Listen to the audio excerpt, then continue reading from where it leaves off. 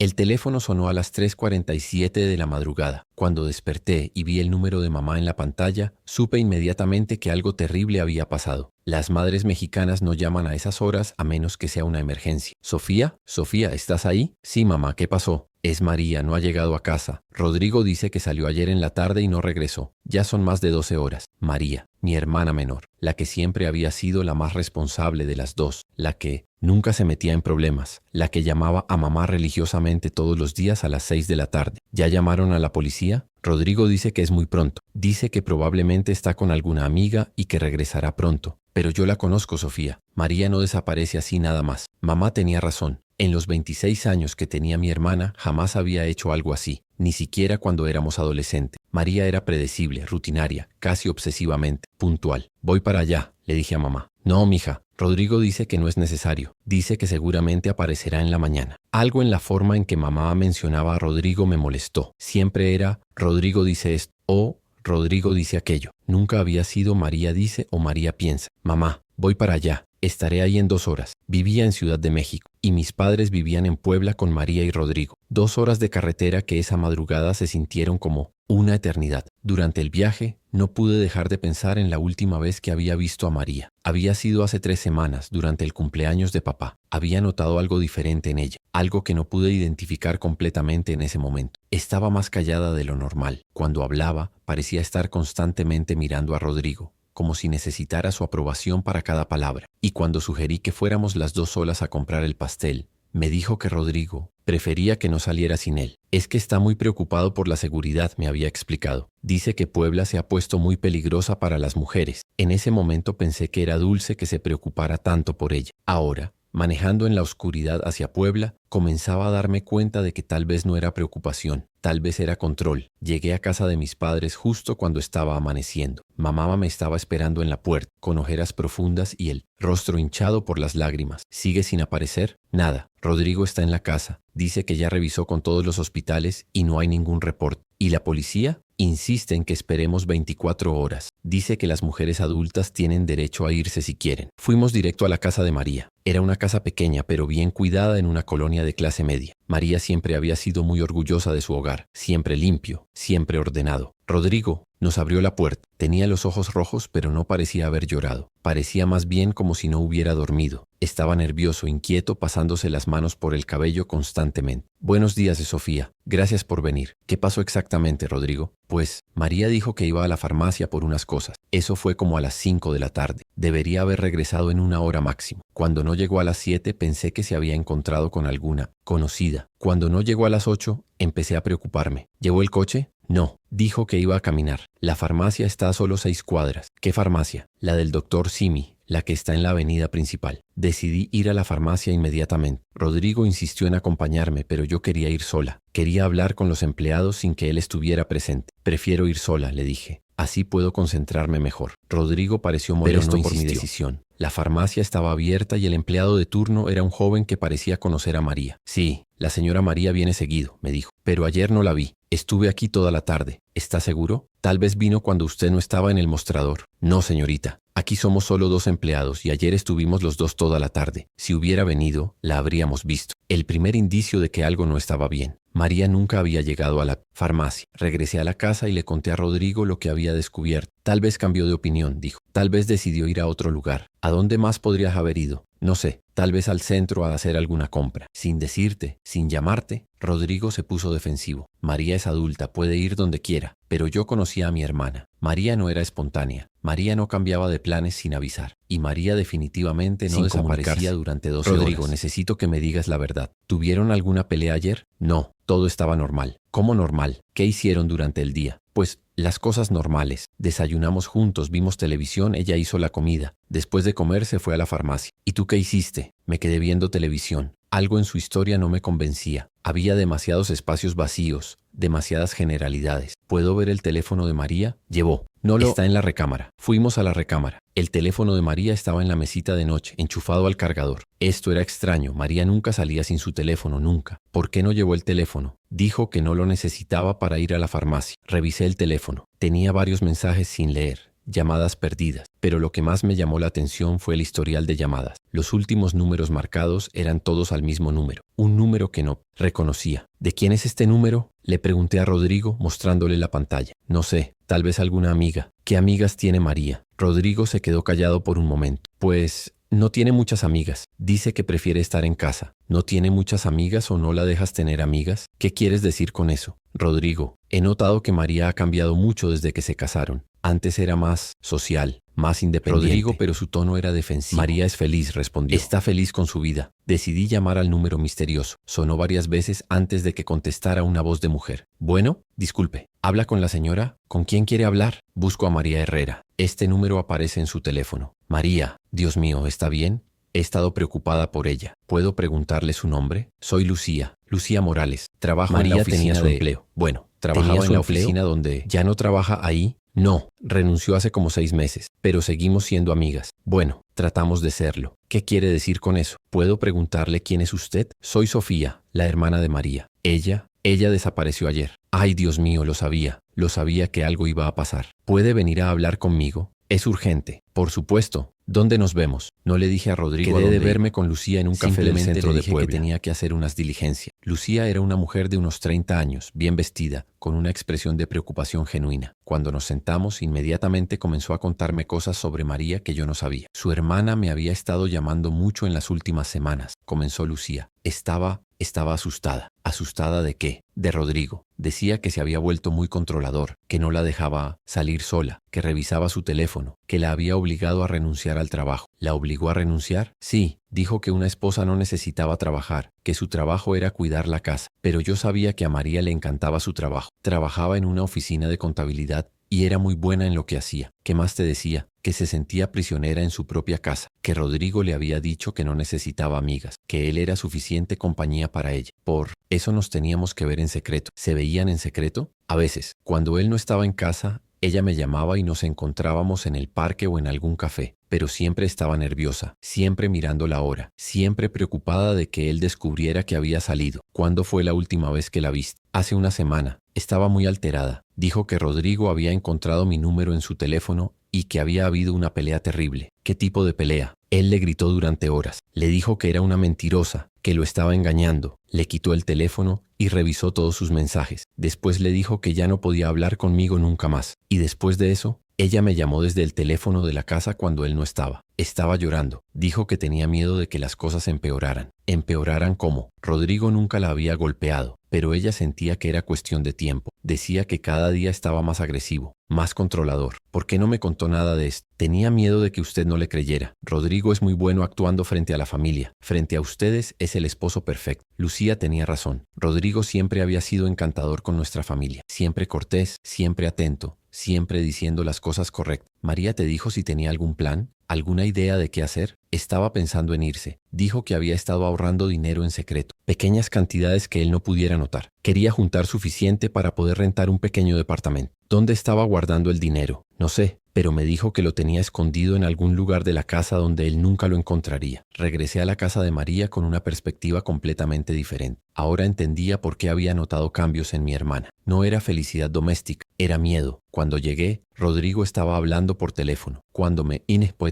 vio, colgó rápidamente. ¿Era algo sobre María? No, era del trabajo. ¿Qué trabajo tienes exactamente, Rodrigo? Trabajo en construcción. Soy supervisor de obras. ¿En qué empresa? En varias. Trabajo por proyecto. Sus respuestas eran vagas, evasivas. Comencé a darme cuenta de que realmente no sabía mucho sobre la vida de Rodrigo. María nunca hablaba de su trabajo, de sus amigos, de sus actividades. ¿Puedo revisar la casa? Tal vez María dejó alguna pista sobre a dónde. Por supuesto, pero ya revisé todo. Comencé a buscar sistemáticamente. En el armario, en los cajones, en la cocina. Rodrigo me siguió por toda la casa, observando cada movimiento que hacía. ¿Qué estás buscando exactamente? Cualquier cosa que nos pueda dar una pista. En el baño encontré algo interesante. Había una caja de pastillas anticonceptivas escondida detrás de los productos de limpieza. Las pastillas eran recientes, compradas las semanas anteriores. María estaba tomando pastillas anticonceptivas. Rodrigo se puso rígido. No, nosotros estábamos tratando de tener bebés. Entonces, ¿por qué las estaría tomando? No sé, tal vez es para regular su ciclo o algo así. Pero yo conocí a mi hermana.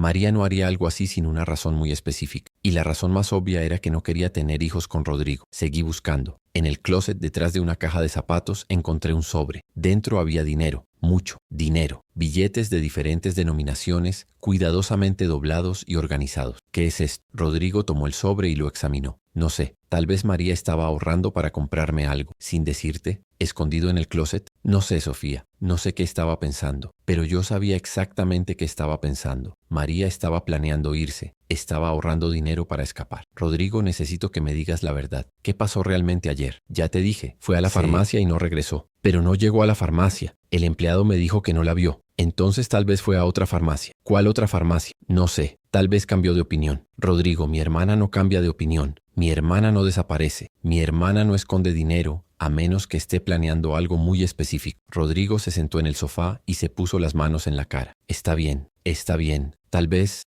tuvimos una pequeña discusión. ¿Qué tipo de discusión? Encontré el dinero ayer en la mañana. Le pregunté para qué era. Ella se puso nerviosa. Dijo que era para una sorpresa. ¿Y tú qué dijiste? Le dije que no me mintiera, que sabía que había estado hablando con gente a mis espaldas. ¿Qué gente? Esa mujer, Lucía, sabía que habían estado hablando. ¿Cómo lo sabías? Revisé su teléfono, vi las llamadas. ¿Revisas el teléfono de María regularmente? Solo cuando siento que me está ocultando algo. ¿Y qué pasó después de que encontraste el dinero? Tuvimos una discusión más fuerte. Yo estaba enojado porque me había estado mintiendo. Ella estaba enojada porque había revisado su teléfono. ¿Qué tan fuerte fue la discusión? Yo le grité, tal vez más fuerte de lo que debería. ¿Algo más? Tal vez la tomé del brazo, pero no le hice daño, nunca le haría daño a María. ¿Y después qué pasó? Salió, ella se encerró a la recámara. Estuvo ahí como 2 horas ¿Pero no se fue a la farmacia? Supongo que no. Entonces, ¿dónde se fue? No sé, Sofía, te juro que no sé. Pero yo estaba comenzando a formar una teoría. María había estado planeando irse, había estado ahorrando dinero, había estado en contacto con Lucía, había estado tomando pastillas anticonceptivas para evitar quedar embarazada y estar más atada a Rodrigo. Tal vez el día anterior había sido la gota que derramó el vaso. Tal vez después de la pelea había decidido que era el momento de escapar. Rodrigo, ¿María tiene parientes en otros estados? ¿Algún lugar donde pudiera haber ido? Tiene una tía en Guadalajara, pero no creo que haya ido ahí. ¿Por qué no? Porque no llevó nada. No empacó ropa, no llevó dinero. Bueno,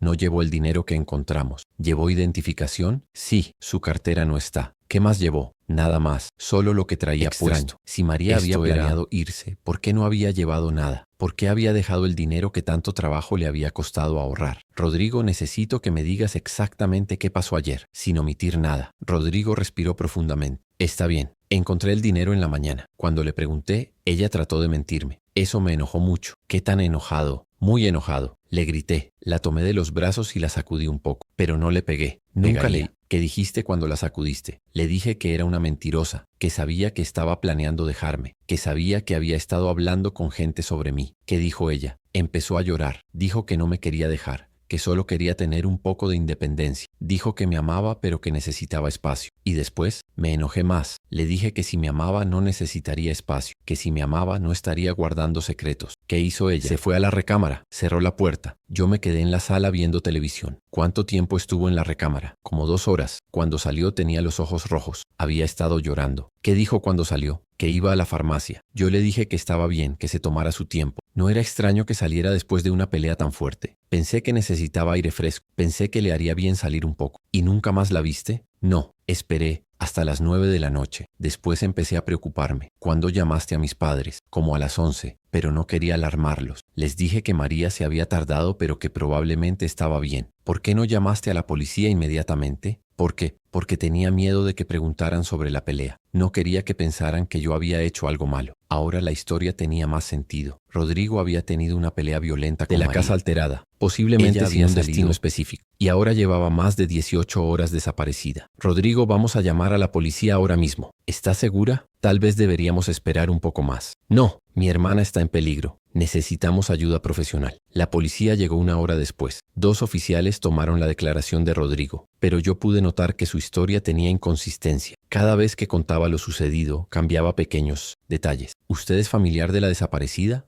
Me preguntó uno de los oficiales. Soy su hermana. ¿Cuándo fue la última vez que habló con ella? Hace 1 semana, pero había notado que estaba diferente. ¿Diferente cómo? Más callada, como si tuviera miedo. ¿Miedo de qué? Miré a Rodrigo. Él me estaba observando intensamente, como si me estuviera advirtiendo que no dijera demasiado. Miedo de la situación en general, de estar sola, completamente Sabía que no honesta, estaba siendo pero necesitaba más información antes de hacer acusaciones directas. Después de que se fueron los policías, Rodrigo me pidió que me quedara en la casa esa noche. Por si María regresa, dijo. Sería bueno que estuvieras aquí. Acepté, pero no porque creyera que María fuera a regresar. Acepté porque quería observar a Rodrigo más de cerca. Quería ver cómo se comportaba cuando pensaba que nadie lo estaba juzgando. Esa noche, mientras Rodrigo dormía, revisé la casa más minuciosamente. En el garaje, encontré algo que me heló la sangre. Había una pala con tierra fresca y había una bolsa de plástico con ropa manchada de sangre. La ropa era de María. La reconocí inmediatamente. Era la blusa que había usado en el cumpleaños de papá. Con las manos temblorosas revisé el resto del garaje. En una esquina encontré más ropa de María y en otra bolsa encontré su cartera. Todas las cosas que se suponía que María había llevado consigo estaban en el garaje. Todas excepto María. Salí sigilosamente de la casa y llamé a la policía desde mi celular. Es una emergencia, le dije al operador. Creo que encontré evidencia de que algo le pasó a mi hermana. La policía llegó en menos de 20 minutos. Esta vez vinieron con más oficiales, incluyendo un detective. ¿Qué encontró exactamente?, me preguntó el detective. Ropa de mi hermana, con sangre, y su cartera, en el garaje. ¿Dónde está el esposo? Durmiendo. No sabe que los llamé. Vamos a despertar a todo el mundo. Esto ya no es una desaparición. Esto es una investigación criminal. Rodrigo despertó cuando los policías entraron a la casa. Al principio actuó sorprendido, pero cuando vio que tenían las bolsas de evidencia, su expresión cambió completamente. ¿Puede explicar por qué la ropa y las pertenencias de su esposa están en su garaje?, le preguntó el detective. Yo no sé cómo llegaron ahí. ¿No sabe cómo llegaron ahí? Alguien debe haberlas puesto ahí. Alguien que quiere hacerme ver culpable. ¿Quién querría hacerlo ver culpable? No sé. Tal vez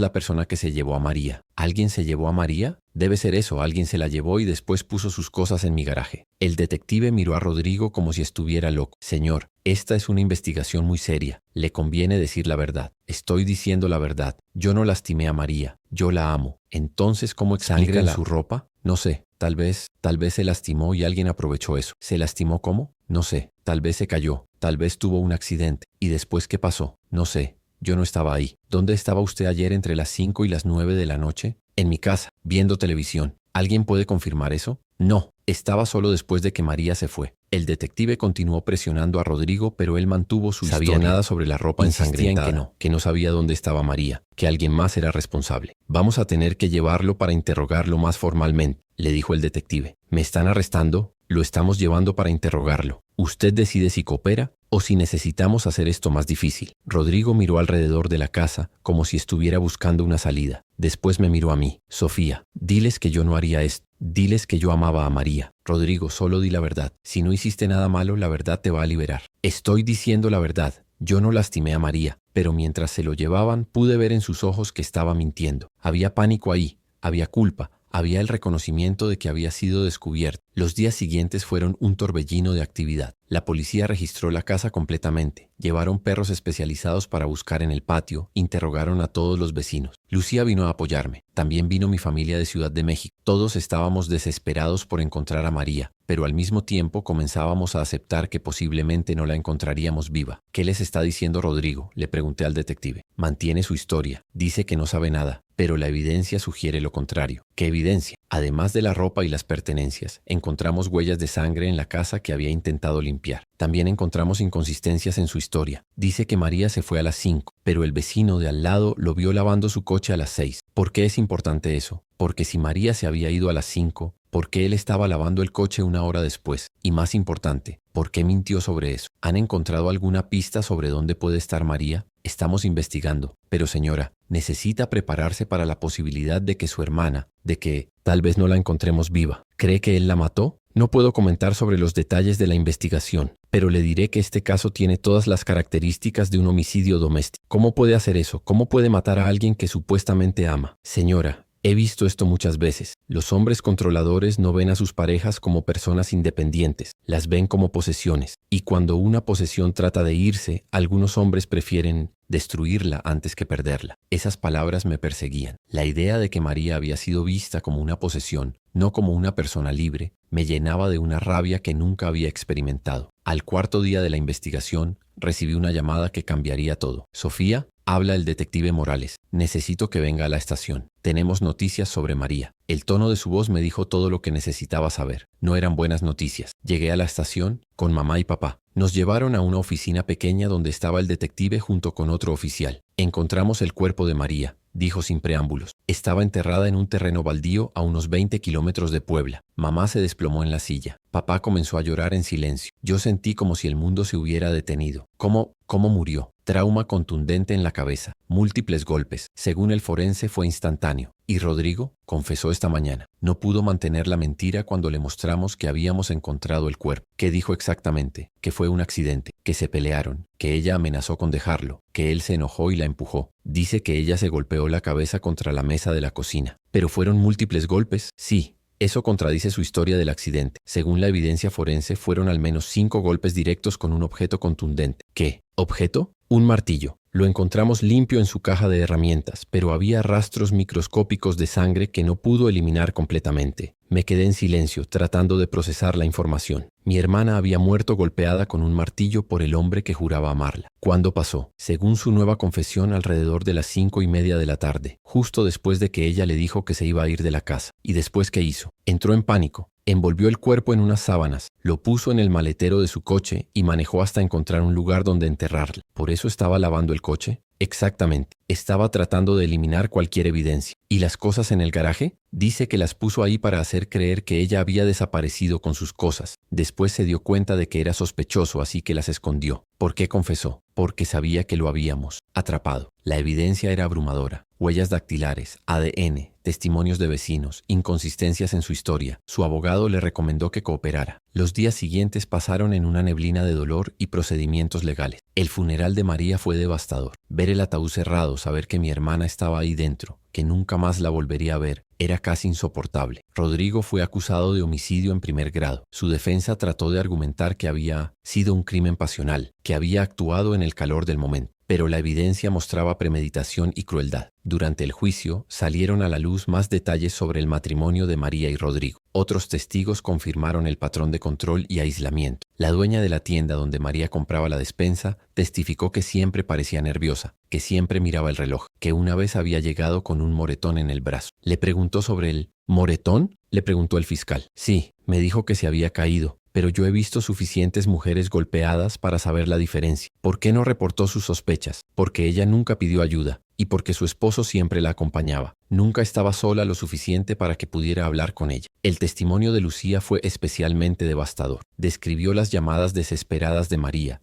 su miedo creciente, sus intentos de planear una escapatoria. ¿Cuándo fue la última vez que habló con María?, le preguntó el fiscal. 3 días antes de que muriera. Me llamó llorando. Dijo que Rodrigo había encontrado el dinero que había estado ahorrando. ¿Qué le dijo exactamente? Que él se había puesto furioso, que le había gritado durante horas, que le había dicho que si trataba de dejarlo la encontraría donde fuera. ¿Interpretó usted eso como una amenaza? Sí, le dije que fuera a la policía, pero tenía miedo. Decía que Rodrigo tenía amigos en la policía, que nadie le creería. ¿Le sugirió alguna otra opción? Le dije que se fuera a casa de sus padres, pero dijo que él la seguiría ahí, que no habría lugar donde pudiera esconderse. El testimonio más desgarrador fue el de mamá. Tuvo que explicar cómo había notado los cambios en María, pero no había intervenido. ¿Por qué no hizo nada cuando notó que su hija estaba diferente?, le preguntó el abogado defensor. Porque pensé que era normal. Pensé que así eran los matrimonios, que las mujeres casadas se volvían más dependientes de sus esposos. ¿No consideró que pudiera estar en peligro? Nunca pensé que llegaría a esto. Rodrigo parecía quererla mucho. Siempre hablaba de lo mucho que la amaba. ¿Cómo reconcilia eso con lo que pasó? Ahora entiendo que lo que él llamaba amor era en realidad posesión, que controlar a alguien no es amarla. Durante el juicio también testifiqué yo. Tuve que describir los cambios que había notado en María, mi investigación después de su desaparición, el descubrimiento de la evidencia en el garaje. ¿Cómo se siente sabiendo que su hermana trató de pedir ayuda pero no pudo?, me preguntó el fiscal. Me siento culpable. Siento que debería haber estado más presente. Debería haber preguntado más. Debería haber insistido en que me dijera la verdad. ¿Cree que María sabía que estaba en peligro? Sí, creo que sabía que Rodrigo era capaz de lastimarla. Por eso estaba ahorrando dinero. Por eso estaba planeando irse. ¿Cree que había una forma de prevenir esto? Sí, si hubiera habido más conciencia sobre las señales de abuso, si la sociedad tomara en serio el control y el aislamiento como formas de violencia, si María hubiera sentido que tenía opciones reales. El juicio duró 3 semanas. La evidencia contra Rodrigo era abrumadora. Los testimonios pintaban un cuadro claro de un hombre que había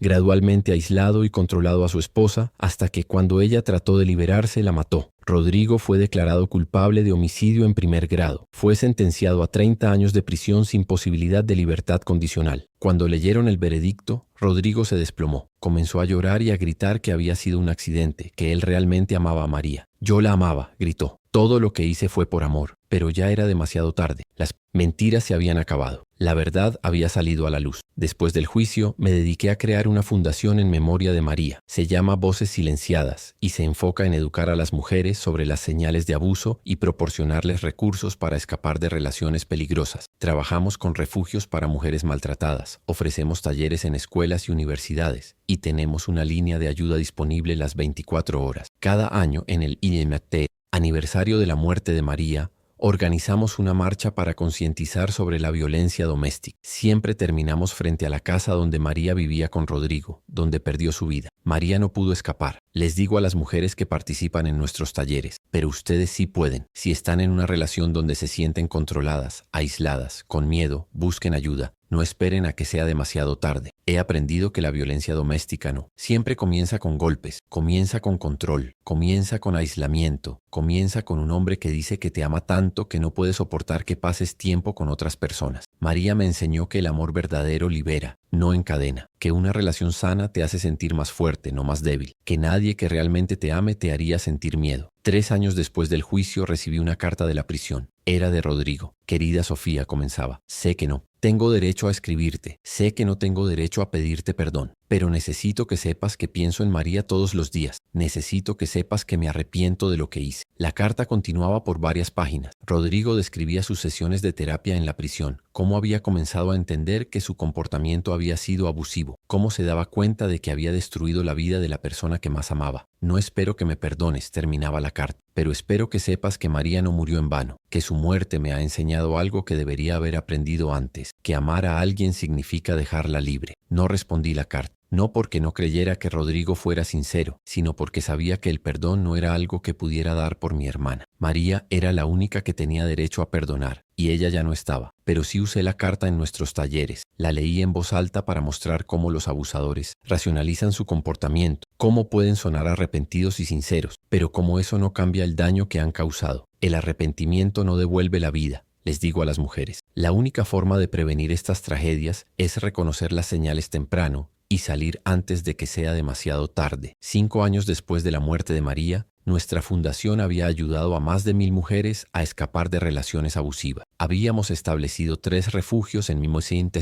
diferentes estados de México y teníamos planes para expandirnos a otros países. Pero el trabajo más importante que hacemos es la educación. Vamos a escuelas secundarias y universidades para enseñar a las jóvenes sobre relaciones sanas. Les enseñamos que el control no es amor, que los celos extremos no son románticos, que nadie tiene derecho a dictarles cómo vivir sus vidas. Si un novio les dice que no pueden hablar con ciertos amigos, les decimos a las estudiantes, esa es una señal de alarma. Si las hace sentir culpables por pasar tiempo con su familia, esa es una señal de alarma. Si las hace sentir que tienen que caminar en puntillas para no molestarlo, esa es una señal de alarma. También trabajamos con hombres jóvenes, enseñándoles sobre masculinidad sana, sobre cómo expresar emociones sin violencia, sobre cómo ser parejas que apoyan en lugar de controlar. Amar a alguien no significa poseerla, les decimos. Significa apoyar sus sueños, celebrar sus éxitos, darle espacio para crecer. Significa construir una vida juntos, no absorber su vida individual. El trabajo no es fácil. Hay días en los que recibo llamadas de mujeres que están siendo golpeadas, de mujeres que tienen miedo de que sus parejas las maten. Hay días en los que llegamos demasiado tarde cuando las noticias reportan otra mujer asesinada por su pareja. En esos días pienso en María. Pienso en cómo se veía el día del cumpleaños de papá, nerviosa, mirando constantemente a Rodrigo. Pienso en cómo debió haberse sentido en sus últimos momentos, asustada, traicionada por la persona que se suponía debía protegerla. Pero también pienso en las mujeres que hemos ayudado. Pienso en Elena, que escapó de su esposo después de asistir a uno de nuestros talleres. Pienso en Carmen, que reconoció las señales de abuso en su nueva relación y terminó con su novio antes de que empeorara. Pienso en las cientos de mujeres que ahora están vivas y libres porque encontraron la fuerza para irse. Cada una de estas mujeres lleva un pedacito de María consigo. Cada una de estas historias de supervivencia es un testimonio de que la muerte de mi hermana no fue en vano. 10 años después del asesinato, recibí otra carta de Rodrigo. Esta vez no era para pedir perdón, era para informarme que había escrito un libro sobre su experiencia, sobre cómo había llegado a convertirse en un abusador, sobre las señales que había ignorado en sí mismo. Quiero que las ganancias del libro vayan a su fundación, me escribió. Es lo mínimo que puedo hacer. Esta vez sí le respondí. Le dije que aceptaría el dinero, pero que no lo haría por él. Lo haría por todas las mujeres que ese dinero podría ayudar. El libro de Rodrigo se convirtió en una herramienta educativa poderosa. Escrito desde la perspectiva de un abusador, ofrecía insights únicos sobre cómo piensan los hombres violentos, cómo justifican su comportamiento, cómo escalan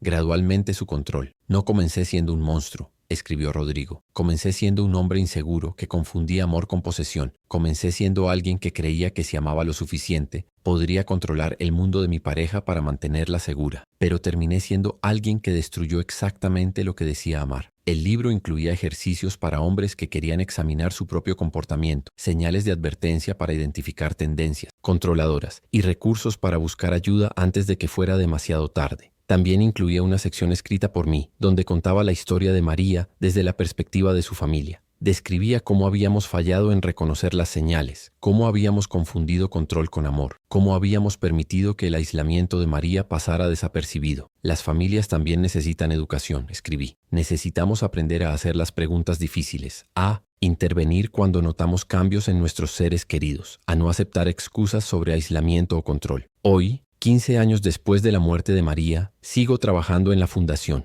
Ahora tenemos oficinas en 5 países y hemos ayudado a más de 10.000 mujeres. Pero el número que más me importa es uno: el número de mujeres que aún están vivas porque encontraron la fuerza para irse antes de que fuera demasiado tarde. Cada vez que recibo una carta de una sobreviviente, cada vez que veo a una mujer reconstruir su vida después de escapar del abuso, siento que María está ahí conmigo. Siento que su muerte, aunque trágica e injusta, ha servido para salvar otras vidas. María no pudo ser salvada, les digo a las nuevas voluntarias de la fundación, pero podemos asegurar que su historia salve a otras mujeres. Podemos asegurar que su silencio se convierta en una voz que grite: esto no es amor, esto no es normal, mereces algo mejor. Y así, el silencio de María se ha convertido en un grito de esperanza, un grito que resuena en cada mujer que encuentra la fuerza para irse, en cada familia que aprende a reconocer las señales, en cada hombre que decide buscar ayuda antes de que sea demasiado tarde. María está muerta, pero su legado vive, y mientras siga habiendo mujeres que necesiten ayuda, seguiremos gritando por ella, seguiremos asegurándonos de que ninguna otra mujer tenga que sufrir en silencio como lo hizo mi hermana, porque el amor verdadero no silencia, el amor verdadero libera, y esa es la lección más importante que María me enseñó,